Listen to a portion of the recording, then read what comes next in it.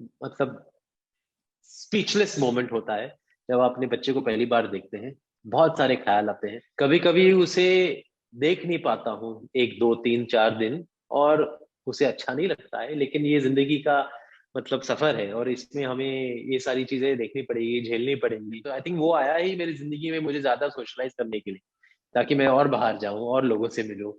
एक ऐसे शख्स से मुलाकात की जिन्होंने मुझे ऐसी फैमिली से मिलवाया जहाँ सिंगल पेरेंटहुड में भी उन्होंने अपनी खुशी पाई है। जो रास्ता मैंने चुना वो अलग था। मैंने इस बात पर फोकस किया कि मुझे अपने अंदर की आवाज को सुनना चाहिए। मॉम एंड डैड दोनों को पता चल गया और वो बहुत खुश थे। पहले जब उसे देखा तो मैं उसे देख रहा था कि क्या वो मेरी तरह दिखता है कि नहीं। वो मेरा पहला प्रश्न था मेरे दिमाग में। I feel very social when I with him. तो आई थिंक वो आया ही मेरी जिंदगी में मुझे ज्यादा सोशलाइज करने के लिए। सिंगल पेरेंटहुड बहुत ही न्यू कॉन्सेप्ट है इंडिया में और लवली कॉन्सेप्ट है, पर काफी लोगों को समझ में आता नहीं है, पता नहीं होता है। आपके जहन में इसके बारे में कब पता आपको लगा कि मुझे सिंगल पेरेंटहुड की तरफ आगे बढ़ना चाहिए? कब ये ख्याल जहन में आया? बस कुछ ऐसे अजीज दोस्तों से बात हुई और फिर एक ऐसे शख्स से मुलाकात की जिन्होंने मुझे ऐसी फैमिली से मिलवाया जहाँ सिंगल पेरेंटहुड में भी उन्होंने अपनी खुशी पाई है। तो उनसे मैंने थोड़ी सीख ली और फिर मैंने अपने खुद के मतलब मन और दिल को पहचानने की कोशिश करके मैंने अ, मैंने ये योजना बनाई और एक सिंगल पेरेंट बन गया। आपके आसपास वालों का क्या नजरिया था और कितना चैलेंजेस था कि लोगों को समझाना आपके आसपास?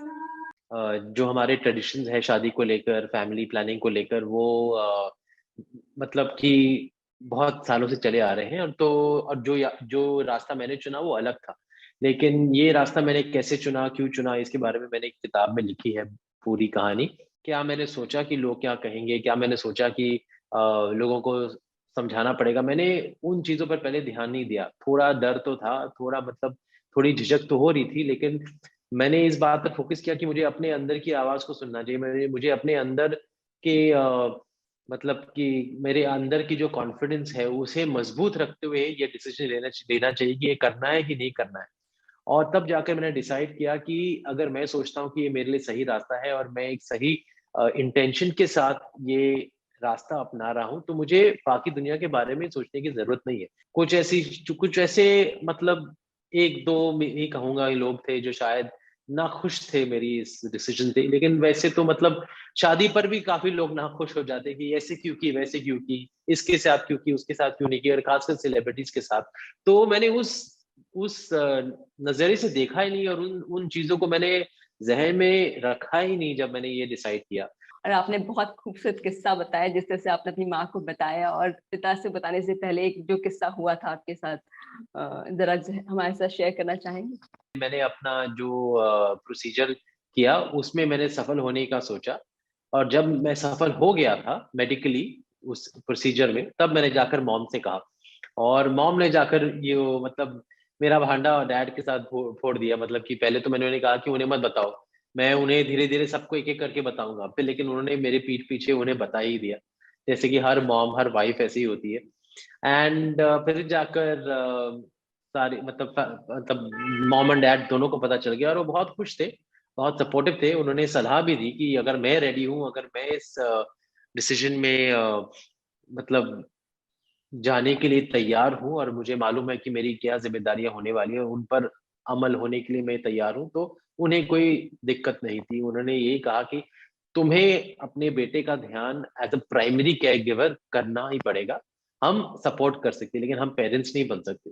तो वो एक बहुत इंपॉर्टेंट सीख थी मेरे लिए। लेकिन मैंने उस बात को ऑलरेडी सोचा हुआ था, और उस बात पर मैंने बहुत गौर किया था उससे पहले ही, और डिसाइड कर लिया था कि हाँ मुझे ही खुद करना है, क्योंकि मैं चाहता हूँ ये अपनी जिंदगी में इस वक्त। जब लक्ष्य आपको पहली बार आपके बाहों में आया, वो क्या अनुभव था?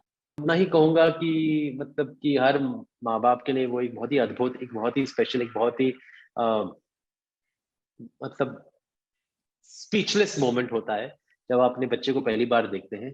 बहुत सारे ख्याल आते हैं, मतलब इमोशन तो होता ही है, लेकिन वो इमोशन हम अंदर ही अंदर रखते हुए मतलब कुछ और ही महसूस करने लगते हैं। और उस चीज को आइडेंटिफाई करना बहुत मुश्किल है। बस इतना कहूंगा कि मैंने पहले जब उसे देखा तो मैं उसे देख रहा था कि क्या वो मेरी तरह दिखता है कि नहीं। वो मेरा पहला प्रश्न था मेरे दिमाग में। उसके अलावा पता नहीं क्या क्या आ रहा था, लेकिन मैं इस सवाल का जवाब एक प्रश्न में नहीं दे पाऊँ।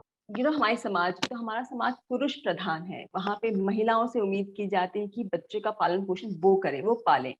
तो ऐसे में किस तरह की जिम्मेदारी आपकी बढ़ जाती है बच्चे के साथ कनेक्ट करना और उसे वो प्यार देना जो वो एक्सपेक्ट करता क्योंकि हर फैमिली की अलग अलग दुविधाएं होती है, अलग सर्कमस्टेंसेस होती है, अलग चैलेंजेस होती है, और मेरी भी अलग चैलेंजेस है। लेकिन बहुत मायने में मैं ये समझता हूँ कि मुझे शायद एडवांटेजेस भी हैं।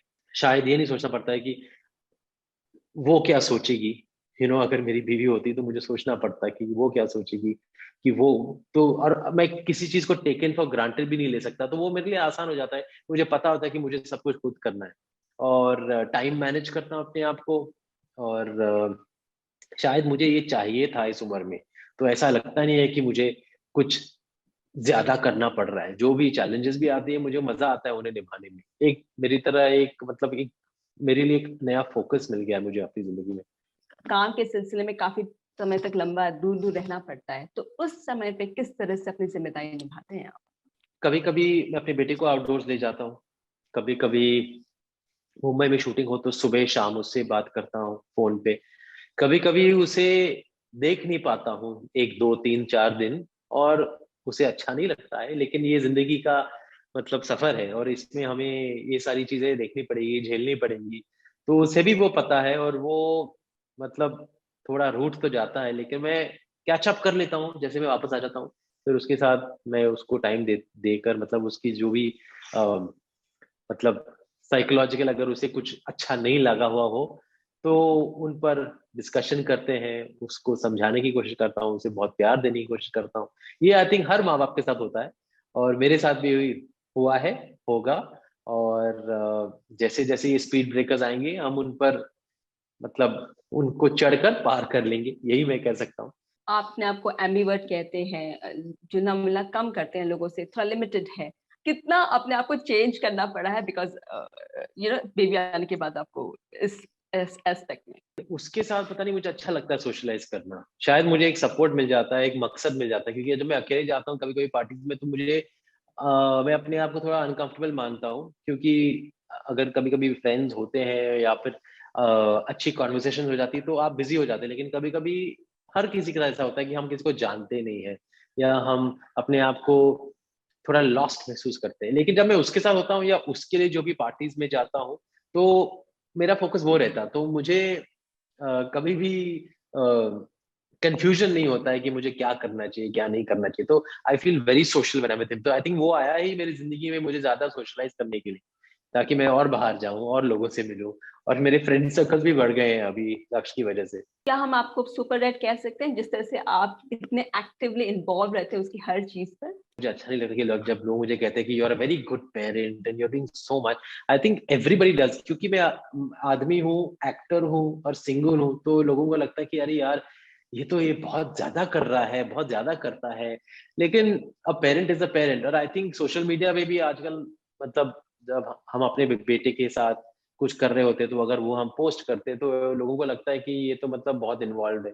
बट मैं नॉर्मली इन्वॉल्व हूँ, जैसे लोगों को होना चाहिए, जैसे लोग हैं। बहुत सारे सिंगल लोग हैं जो पेरेंट्स बनना चाहते हैं, आप उन्हें क्या सलाह देंगे या क्या कहना चाहेंगे उनसे? मैं भी शादी में बिलीव करता हूँ। ऐसा नहीं कि मैं शादीशुदा नहीं हूँ, इसलिए क्योंकि मैं शादी में बिलीव नहीं करता। I believe in that, but everyone has a right to their own choices. Everyone has a right to live the life the way they want to. और मैं कोई नहीं होता हूँ किसी को एडवाइस देने वाला। बस यही कहूंगा कि आप जब किसी चीज को दिलो जान से अगर आप चाहते हैं, तो आप उसे पाने के लिए आप जो करना चाहे कर सकते हैं।